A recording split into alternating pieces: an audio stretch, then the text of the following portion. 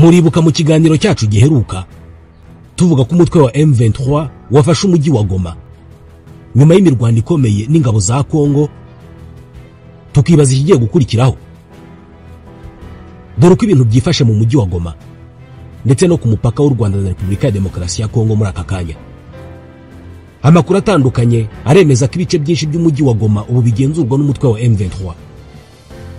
Mu gitondo cyo kuri uyu wa mbere, bamwe mu basirikare ba Repubulika ya Demokarasi ya Kongo FARDC batsinzwe n'umutwe wa M23 bambutse umupaka bakubuhungira mu Rwanda. Ibi bibaye nyuma y'uko abarwanyi ba M23 bigaruriye umujyi wa Goma. Ubuyobozi bw'uyu mujyi n'ubw'intara ya Kivu y'Amajyaruguru bugahungira muri Bukavu bukoresheje ubwato. Bamwe mu basirikare ba leta bari muri uyu mujyi bahisemo kwishyikiriza M23, bamburwa intwaro, abandi bahungira mu Rwanda. Abahungiye mu Rwanda bakiriwe mu karere ka Rubavu. Inzego z'umutekano zabanje kugenzura ko nta ntwaro bafite. Abarenga 20 binjiye ku mupaka bitwaje imbunda zirimo n'amasasu bazikiriza ingabo z'u Rwanda. Uretse abasirikare ba FARDC n'abakozi b'umuryango w'abibumbye bari Goma bahungiye mu Rwanda, ndetse biteganijwe ko bari bujyanwe i Kigali bagacumbikirwa muri hoteli zitandukanye. Kugeza ubu M23 irimo kugenzura umujyi wa Goma yatangaje ko ikirere cy'uyu mujyi gifunze, ndetse ibikorwa byose bibera mu kiyaga cya Kivu ku ruhande rwa Repubulika ya Demokarasi ya Kongo byahagaze. Uyu mutwe kandi wasabye abatuye uyu mujyi gutekana kubera ko kubohora umujyi byagezweho neza kandi ibintu biri ku murongo. Uyu mutwe watangaje ko uyu mujyi wamaze gufatwa bidasubirwaho. Hanabonetse amashusho y'abarwanyi ba M23 binjira mu mujyi wa Goma mu gitondo cyo kuri uyu wa mbere. Abarwanyi bari ku murongo bagaragaye mu mashusho binjira mu mujyi. Ni amashusho anerekana abaturage b'umujyi wa Goma bakomera amashyi abarwanyi ba M23 bigaragara ko babishimiye. Aya mashusho yababaje cyane abanyekongo bamwe na bamwe ku mbuga nkoranyambaga. Bamwe batuburya ingabo za leta FARDC zitanze zirwanya ko uyu mujyi wa Goma mu maboko ya M23.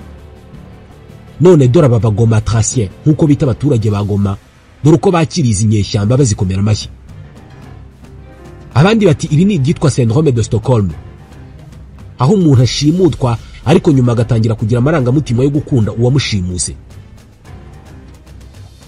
Abandi bataba abaturage barakomera amashyi izi nyeshyamba za M23 kubera ko bafite ubwoba ko batazakiriye neza zabagirira nabi. Ni ibitekerezo byinshi biri ku mbuga nkoranyambaga.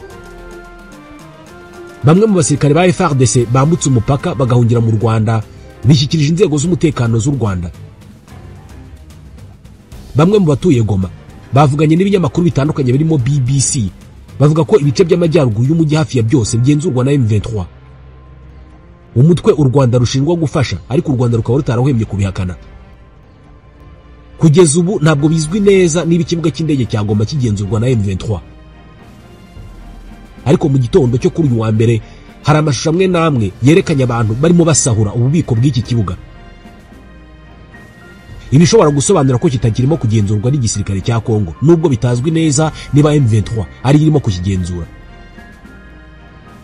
Nubwo yari tarafata iki kibuga cy'indege, ejo ku cyumweru nimugoroba M23 yatangaje ko iki kibuga cy'indege gifunze kubera ko uyu mutwe wari wageze mu bice byo hafi aho washoboraga kurasa ku ndege yari yo yose yagerageza kugwa kuri icyo kibuga cyangwa se kugihagurukiraho. Mongoma, umusozi muto uri mu mujyi ku kiyaga cya Kivu, bivugwa ko ari nawo uyu mujyi ukuraho iri zina, ndetse n'ikigo cya gisirikare cya Katindo kitari kure cyane ya Mongoma ni hamwe mu hantu h'ingenzi mu bya gisirikare kuri uyu mujyi. Amakuru aravuga ko ahantu hose hagenzurwa na M23. Amakuru ya bimwe mu binyamakuru byo muri Goma aravuga ko imfungwa zari zifungiye muri gereza ya Goma nyinshi zasohotse. Uruhande rwa leta ntacyo ruravuga kugeza ubu ngubu kubirimo kuba n'ibirimo kuvugwa mu mujyi wa Goma. BBC yanditse ko ku mipaka yombi ihuza u Rwanda na Kongo ni imipaka ya La Corniche, ariyo Grande Barrière na Petite Barrière. Iyi mipaka irasa niyegeranye cyane. Amakuru avuga ko harimo kunyura abantu bake bake bahunga baturutse hakurya muri Kongo. Kuri iyi mipaka kuva ku cyumweru no kuwa mbere mu gitondo haciye abantu barimo abakozi ba Loni n'imiryango mpuzamahanga ikorera i Goma bahunguye umujyi wa Goma berekeza mu Rwanda. Hakurya haracyumvikana amasasu aranyuzamo akaniyongera. ndetse abantu bari Rubavu baravuga ko hari igisasu cyaguye hafi y'umupaka wa La Corniche. Hari amabisi yatanzwe n'u Rwanda ngo atware abantu b'abanyacyubahiro bavuye Goma. Ku ruhande rw'u Rwanda, imipaka ijya muri Repubulika ya Demokarasi ya Kongo irafunze ndetse ntaho hegera, nta n'umuntu uva mu Rwanda agana hakurya keretse ari umunyekongo ushatse gusubira iwabo. Niko umunyamakuru wa BBC Jean Claude Mwambutsa yavuze.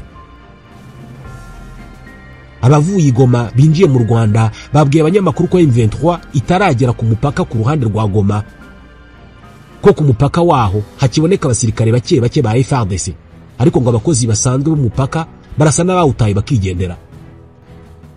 Umutekano wakajijwe ku ruhande rw'u Rwanda mu gihe hakomeje kumvikana urufaya rw'amasasu hakurya. Biravuga ko hari imirwano irimo kubera ku nkengero z'ikibuga cy'indege cya Goma. Ku ruhande rwegereye umupaka mu Rwanda hari ukwigengesera kw'ibisasu bishobora kuva hakurya bikitura mu Rwanda. Gusa inzego z'umutekano ku mupaka w'u Rwanda ziri maso, zicunze ibibera hakurya. Ni ibyanditswe ku mbuga nkoranyambaga. Gusa nanone hari andi makuru avuga ko ku ruhande rw'u Rwanda mu karere ka Rubavu hari ibigo by'amashuri amwe n'amwe abanyeshuri basubiye mu ngo zabo mu rwego rwo kwirinda. Hari ababonetse mu nzira barimo gutaha nyuma y'uko umutwe wa M23 ufashe umujyi wa Goma mu ijoro ryakeye. Guverinoma y'u Burundi yagaragarije akanama k'umuryango w'abibumbye gashinzwe umutekano kwibabajwe cyane no kuba umutwe witwaje intwaro wa M23 warushije imbaraga ingabo za Repubulika ya Demokarasi ya Kongo zarindaguye umujyi wa Goma. Ingabo z'u Burundi zimaze igihe kirenga umwaka zifatanya n'iza leta ya Kongo, imitwe ya Wazalendo, umutwe wa FDLR n'abacancuro b'abanyaburayi mu kurwanya M23. Abarwanyi ba M23 baherutse kwirukana ingabo z'u Burundi mu ntara ya Kivu y'Amajyaruguru zihungira mu mujyi wa Bukavu muri Kivu y'Amajyepfo. Zimwe muri zo ntabwo zishaka gusubira ku rugamba. Mbere yuko Goma ifatwa mu rukerera rwo kuri uyu wa mbere, ambasaderi w'u Burundi muri Loni yitwa Zephirin Maniratanga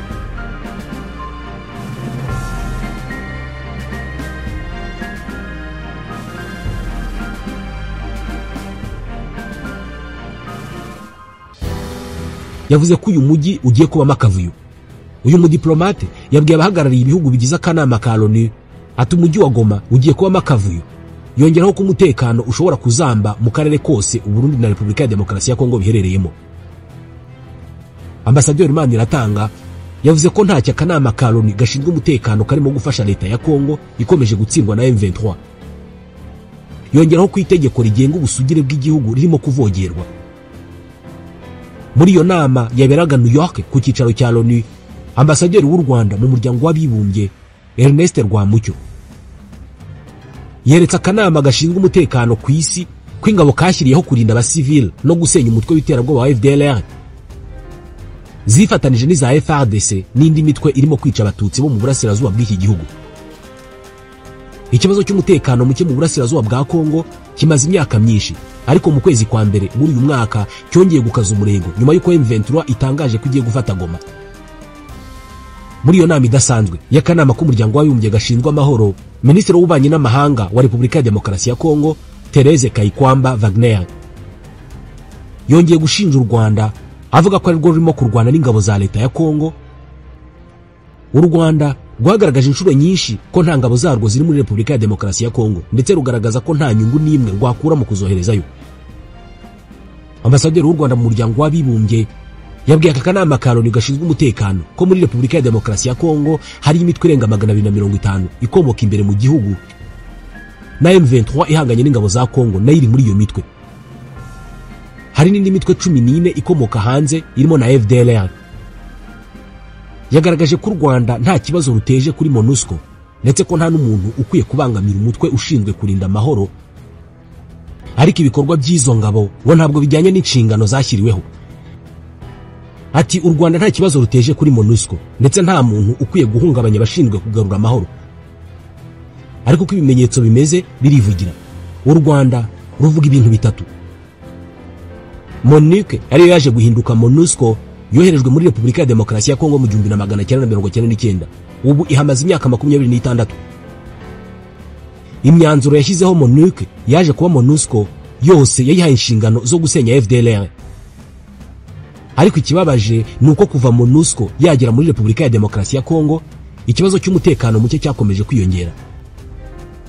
Icya kabiri ni uko MONUSCO yatandukiriye inshingano zayo zo kugarura amahoro no kurinda abasivili ikinjira mu ihuriro rya FARDC rifite umugambi wo guhirika ubutegetsi bw'u Rwanda kandi narwo ari igihugu kinyamuryango cya Loni. Iri huriro ryashinzwe na Repubulika ya Demokarasi ya Kongo ririmo imitwe itandukanye yitwaje intwaro yahawe amabwiriza na Perezida Felix Tshisekedi yo guhirika ubutegetsi bw'u Rwanda. Yongeraho ati iki kibazo tugiha uburemere gikwiye. Ambasaderi Rwamucyo kandi yahamije ko MONUSCO ikwiye gushyira ingufu mu kurinda umutekano w'abasivili no kugarura amahoro aho kurwana ku ruhande rwa FARDC. Ati MONUSCO ishyigikira FDLR, umutwe wafatiwe ibihano na Loni n'abacanshuro b'abanyaburayi kandi bihabanye n'amasezerano ya Loni yo mu 1989. Ati ibintu byumvikana. MONUSCO yisanga mu ntambara yari ikwiye kuba ntaho ibogamiye. Ati igomba gushyira imbaraga mu kurinda abasivili by'umwihariko abavuye mu byabo aho kurwana ku ruhande rw'ihuriro rya FARDC. Mu mirwano yashyamiranyije impande zombi byatangajwe ko abasirikare ba Afurika y'Epfo 9 bari mu butumwa bwa SAMI DRC baguye ku rugamba, mu gihe abandi 3 bo muri Malawi n'umwe wo muri Irwe nabo biciwe muri iyi ntambara. Ambasaderi Rwamucyo yahamije ko imitwe irimo Wazalendo na FDLR yakoze ibyaha bikomeye kandi bifite ingaruka zikomeye cyane ku buryo ingabo zashyizweho na Loni zidakwiye kwifatanya n'imitwe ikora ibikorwa nk'ibyo ngibyo. Ubutumwa bwa MONUSCO nibwo buhabwa ingengo y'imari nini ugereranije n'ahandi hose hari ingabo za Loni zishinzwe kugarura amahoro mu bihugu bitandukanye. Uruhande rwa leta ya Kongo kugera ku cyumweru mu ijoro rwari rugisaba igisirikare kurwana ku mujyi wa Goma ngo ntufatwe. Ntabwo birasobanuka neza niba M23 igenzura umujyi wose wa Goma cyangwa niba yafashe ibice bimwe na bimwe. Iyo nyamakuru muri Repubulika ya Demokarasi ya Kongo biravuga ko abategetsi ba gisirikare muri Kivu ya ruguru n'abandi bategetsi b'uyu mujyi benshi bahungiye Bukavu mu ijoro ryo ku cyumweru rishyira ku wa mbere baciye mu nzira y'ikiyaga cya Kivu. Andi mashusho yashyizwe ku mbuga nkoranyambaga abayatangaje bavuze ko arayo kuri uyu wa mbere yerekana abasirikare ba FARDC na Wazalendo bari hamwe ari benshi hafi y'ikibuga cy'indege basa n'abahagaritse imirwano. Ingabo za Irwe ziri mu butumwa bwa MONUSCO nizo zatangaje aya mashusho zivuga ko ari abarwanyi ba FARDC barimo gushyira intwaro hasi ku kigo cy'izi ngabo cya Rusayo ni mu nkengero za Goma.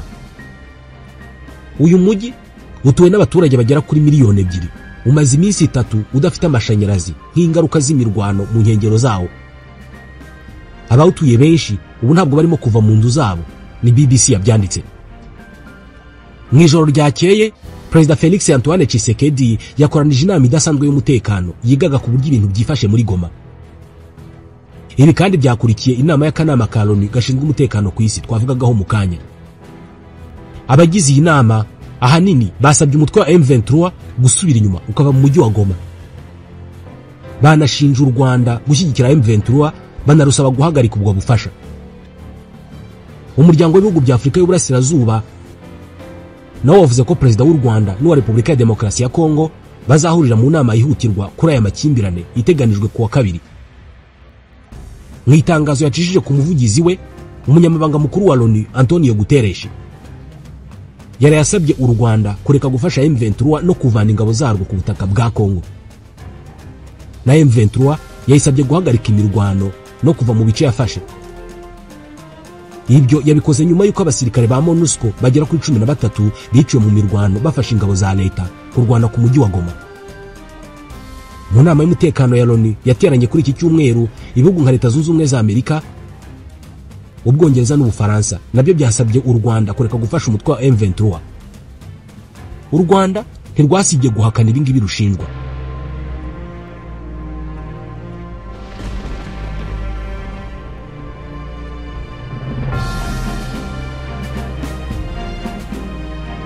M23 yifashe Goma nyuma yo gufata umujyi wa Sake ku itariki ya 23 mu kwezi kwa mbere. Abasesengura iby'iyi ntambara baragaragaza ko n'umujyi wa Bukavu ushobora gufatwa.